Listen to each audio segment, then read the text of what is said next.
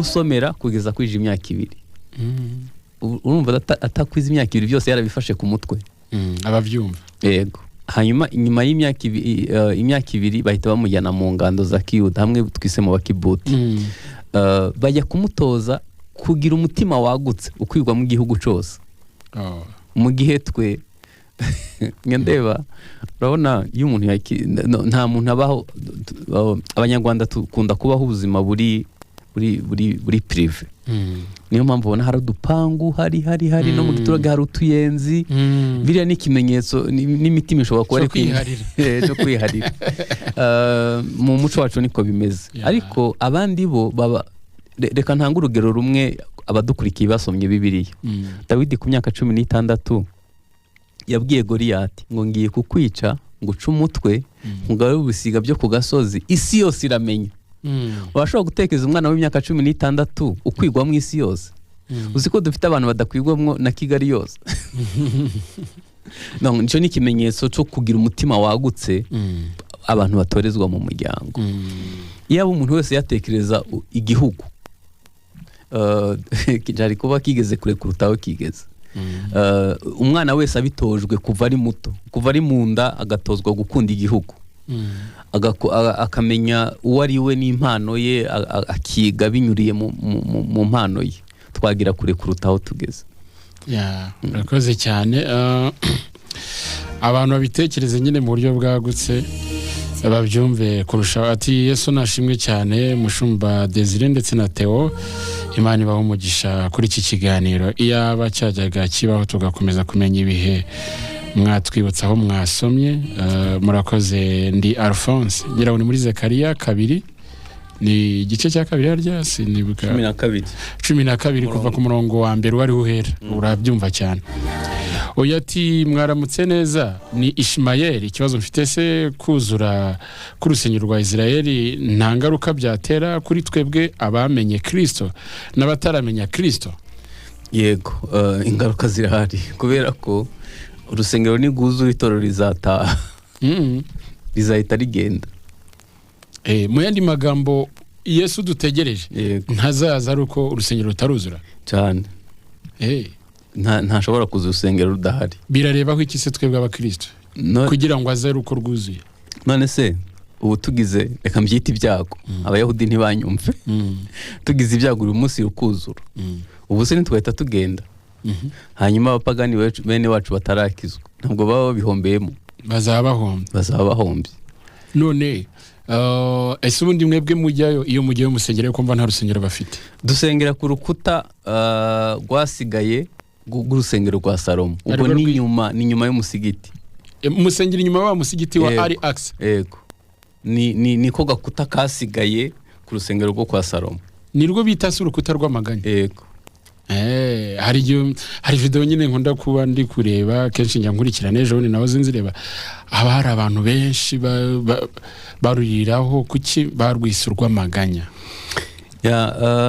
ni kubera ko nyene batakaje igihugu hanyuma bagira Imana hasigara ko gace iyo uribuka ko Imana yabwiye Salomo iravuga ngo ni mu ncumuraho nubwo urusengero rwanyu ari rwiza nirwo nzahera ruzasenywa ntabwo izasigaye igeretse kurindi na Yesu yaje kubisubiramo ari ku musozi wa Elayono n'abamweretse inyubako y'urusengero baba bibuka ko bakiraniwe gutatanira mu mahanga byatewe no gukiranirwa kwabo baganyira Imana kubw'iyo mpamvu ishaka kabiri ni gusaba Imana ngo yongere kubaha amahirwe yo kongera kubaka urusengero bongere kugira kubera ko urusengero rukihari abakobwa ntibagumigwa imvura yagwira igihe abantu bashatse barabyara hari umugisha urutu uhari uyu munsi hanyuma cyari igihugu cy'igihangange ku isi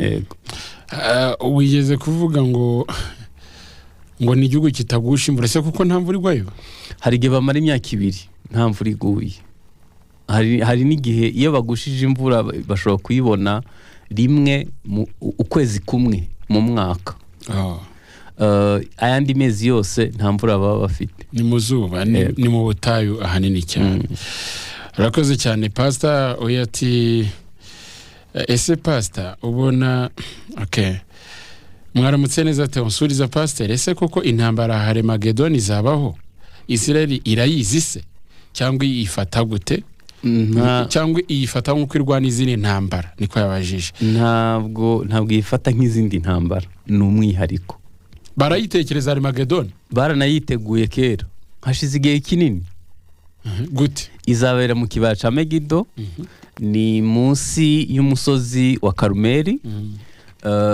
hari ikigo ca gisirikare ikigo cabo ca gisirikare cyo mu kirere niho kiri iyo ugiye baragusobanura bavuga ati turabizi ko intambara izabera muri iki kibaya ni nzira bazinjiriramo abasirikare mu Bibiri ivuga n'imibare n'iki byose niho bizabera barahateguye bariteguye ni intambara biteguye igihe kinini cyane bayitekereza se nabo yuko izaba ari uko Kristo yajyanye itorero uyu bo ntabwo ari byo barimo ibya Kristo ntibashaka no kubyumva babitekereza mu buryo bwabo nyene bwo bavuga ngo ibyo by'abanyamahanga byanyu ariko barabizi ko izabo kandi nibyo navuze ko iri gututumba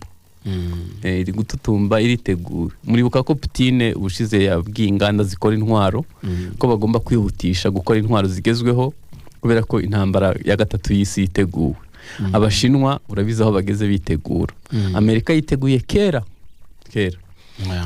rero nta wabihakana utabihakana bizaba urakoze cyane oya ati pastor iyo urebye ubona Israel uwo kugera muri Israel na Amerika itoshya Israel kwanduranya ku bindi bihugu ntabwo ari ukwanduranya navuze ko amateka ya Israel atangira mu myaka ya kera bava muri Egiputa ibiri kuba ubu nibyo n'ubuhanuzi bwa Mose n'iby'Imana yavuganye na bico gihe ntabwo rero ico gihe Amerika ntiyari bwabeho iyo Imana yavuze ikintu kikazasohora ntabwo wabyita kwanduranya n'ubuhanuzi busohora kuri bo oya ati mwaramutse neza Theo na Pastor Desire musobanurire gukebwa kwa Abisirayeli nibyo bivugwa ngo gusiramurwa ese ati turabakurikiye turabakunda cyane ni Denise Merere Gatsibo muri Gasange yego nibyo bita gusiramura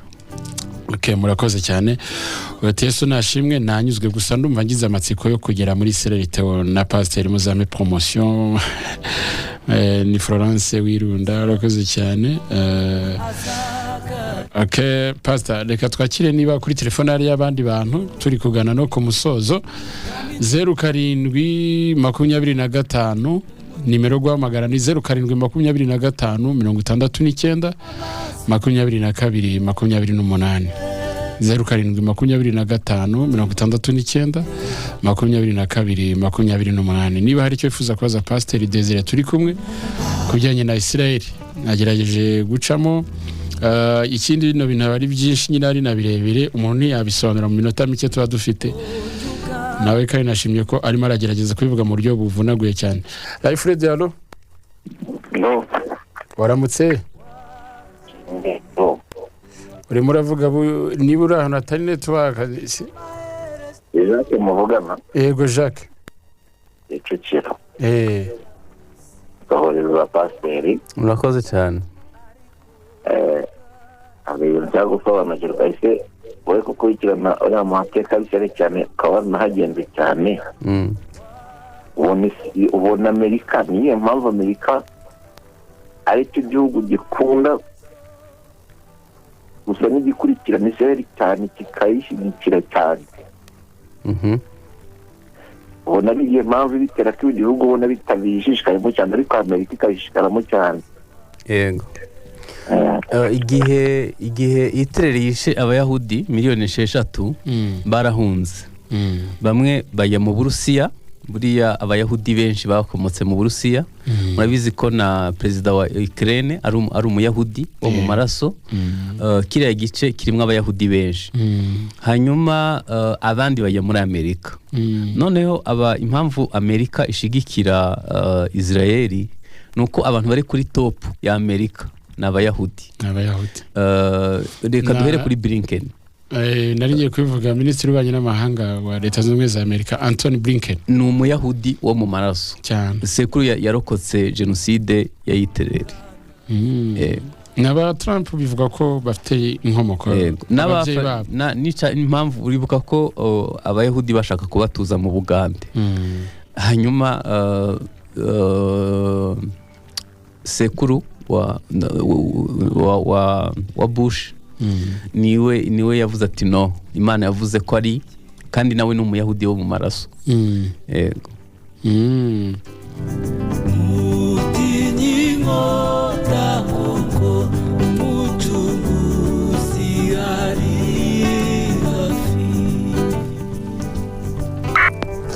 Waramutse neza? Naramutse neza Pastor.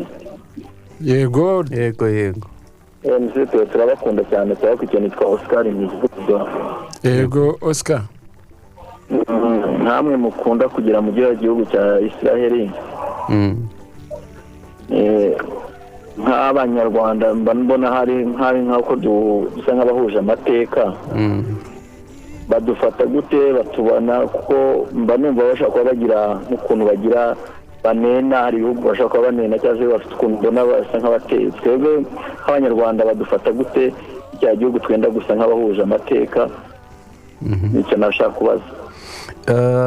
Ntekereza ko abanyarwanda bafatwa neza muri Isirayeli. Ikimenyetso kimwe kibigaragaza mu bihugu bike Isirayeli ifite za ambasade u Rwanda rurimo. Ni ikintu gitangaje kigaragaza ubumwe dufitanye, kandi bugarukira kure. Abana bacu benshi magana bari kwiga ubuhinzi muri Isirayeli. Hari ubufatanye mu nzego nyinshi. Yego. Hanyuma igikomeye kurutaho, duhuje amateka ya jenoside. Waramutse neza? Waramutse neza. Yego. Amahoro Jean. Yego Jean. Nibarizaga pasiteri. Kwavuze ngo nta mvura ikunda kubayo cyane, kandi bakeza cyane. Beza gute? Bafite ubuhanga bwo kuhira, ni ubuhanga bihariye. Bashobora kuba ari bo babikora neza ku isi yose kuruta abandi. Ubuhanga bwo kuhira. Yego. Kiriya gihugu beza imboga zishobora zinoze zigemurwa i Burayi, Amerika n'andi hatandukanye, kandi nyine nko bivuze banahinga igice gito kuko kinini ubutayu cyarananiranye. Ariko nyine Imana ibaha umugisha wo kweza. Ngira ngo nabo bajya kwiga iby'ubuhinzi nibyo baba bagiye kwiga cyane, uburyo bwa irrigation, ikoranabuhanga mu buhinzi n'ibindi nk'ibyo ngibyo. Rakoze cyane. Turimo turagana ku musozo kugira mu kanya tujye mu kindi kiganiro. Niba ari undi muntu kuri telefone twamwakira tukaza.